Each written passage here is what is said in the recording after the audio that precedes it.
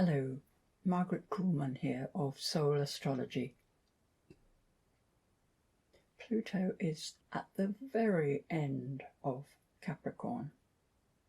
We'll be in Aquarius by the 20th of January.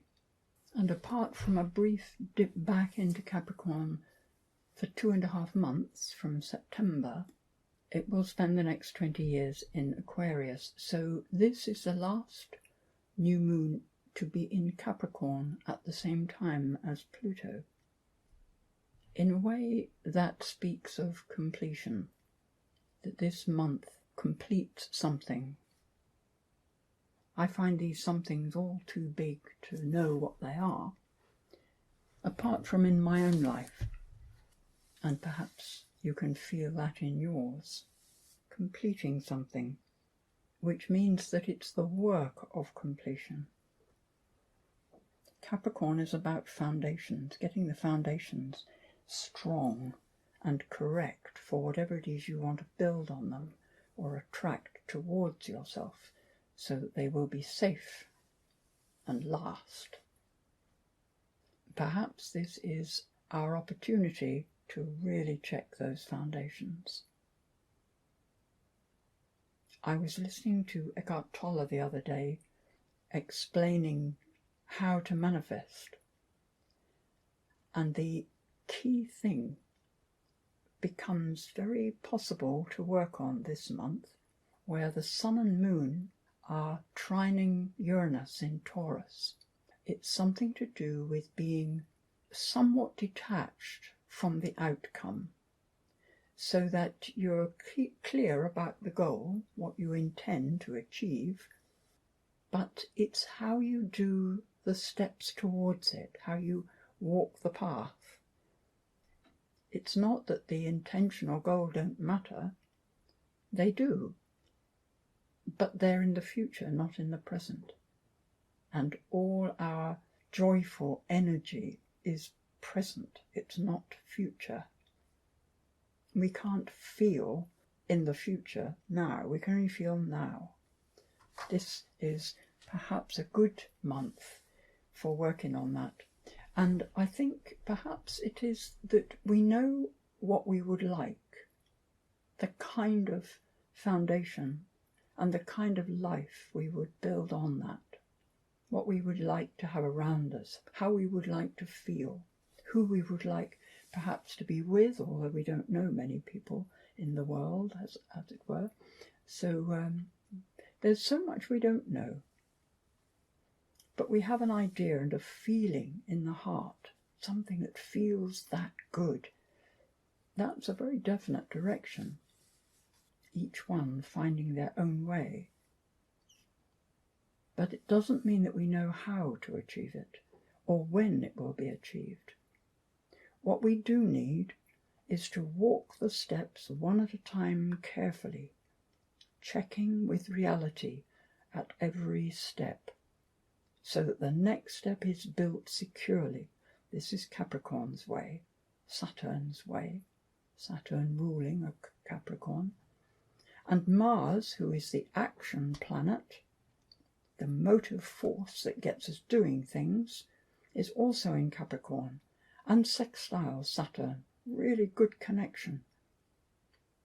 Mars is at his most achieving in Capricorn. It's a really good place. You know, when we know what to do, we can achieve it, we can do it in Capricorn. And there is also a trine from Mars to Jupiter, who also sextiles Saturn. Jupiter about expansion and growth in Taurus, the physical world, nature, the earth, our bodies, the energy of nature, the energy that runs us, in a way, the energy of all physical life. Jupiter, trine Mars.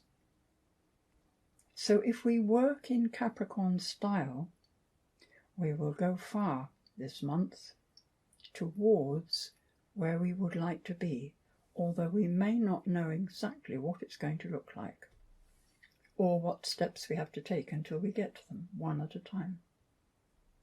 I think this is the attitude that will work.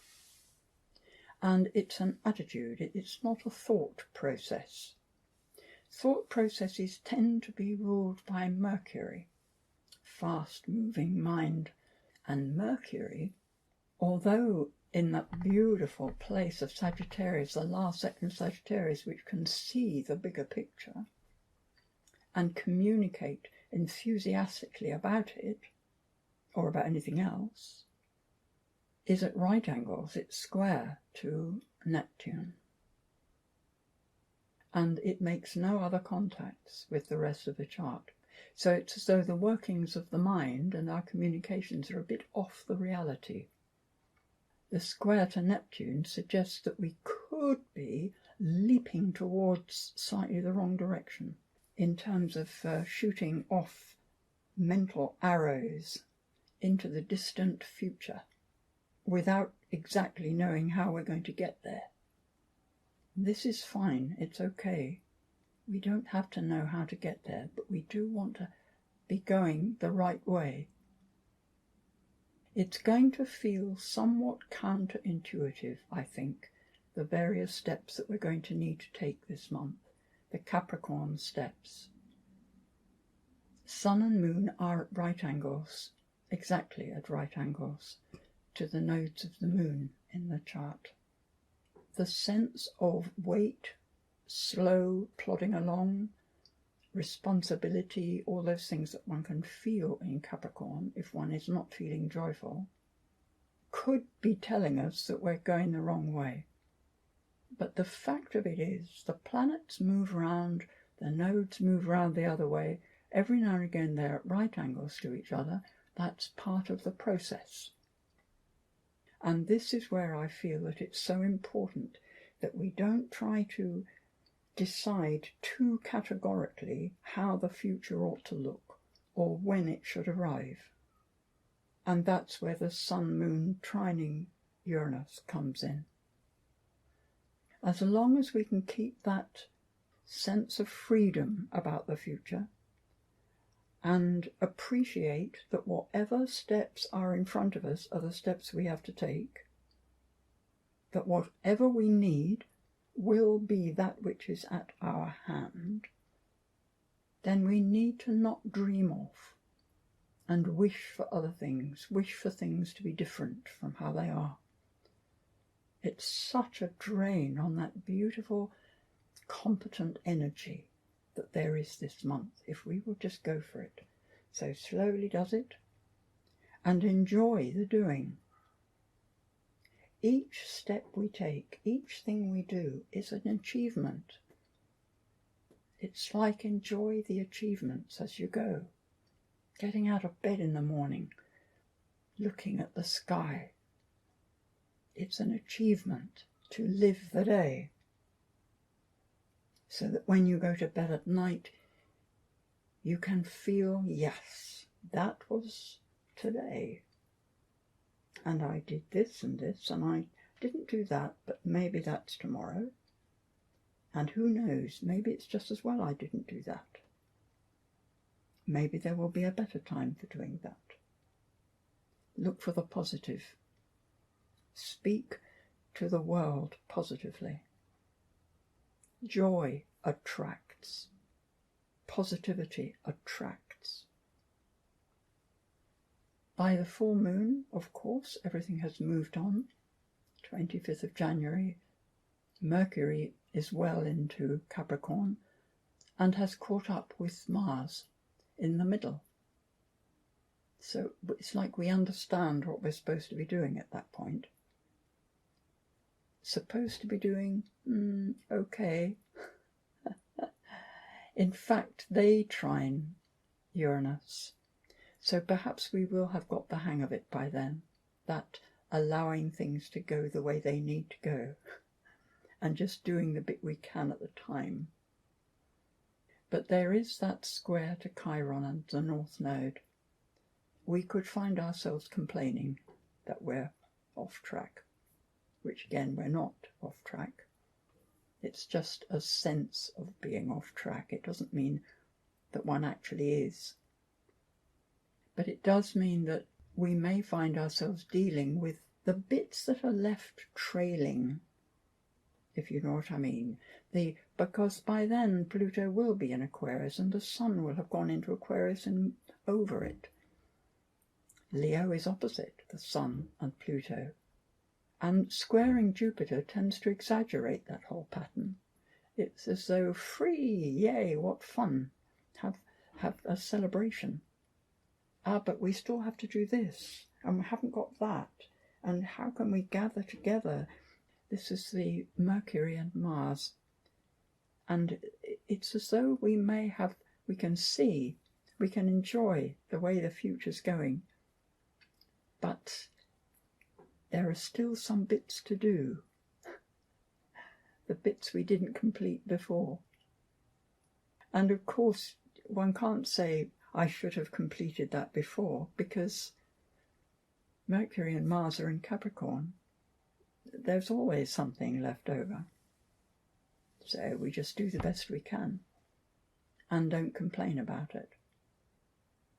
The trine to Uranus is us wanting to be free of the whole business, wanting to be free of all that physical stuff that holds us back, the circumstances, those bits, or the odd person who tells us what we ought to do.